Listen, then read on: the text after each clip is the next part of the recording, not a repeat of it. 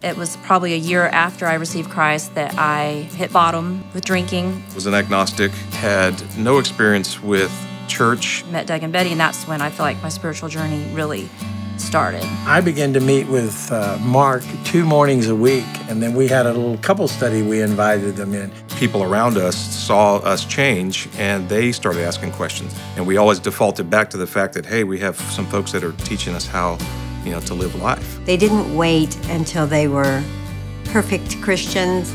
They reached their friends right in the middle of many difficult experiences that they were having.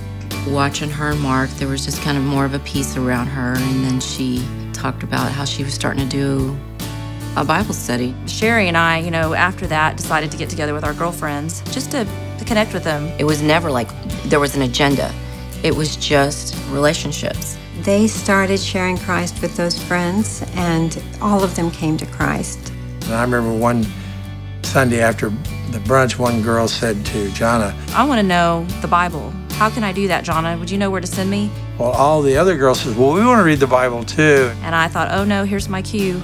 So Jonna calls me and says, Doug, you're going to have to lead this John study. All these girls want to do a John study. And I said, no, you're going to have to lead it. So he coached me through everything. I still have my Bible that has all my notes in it. And over the next 8 years, we've seen well over 125 people come to Christ through that network. I was chasing spaceships. I was all into aliens, and those are the people that created mankind and all this stuff. But I saw the life change of Jonna and Mark, and I knew that they were going to a Bible study. I just decided to invite him. I figured he'll never come, and he said, yeah, I'll go. As I listened to everything, I think it was in my heart. It was philosophically, Christ made sense to me. I had a very negative perception of Christians. As I got to know Mark, it was how he modeled it that made, I think, a tremendous impact for me as far as understanding the gospel, what it means, what it looks like to live out a transformed life. I understand that God had to travel a whole lot further to extend me grace than I have to extend to anybody here on earth, and that really has an impact on how I view people. I used to preach a lot of people. I was real excited about the gospel, and I remember Doug challenging me, saying, just shut your mouth and live it.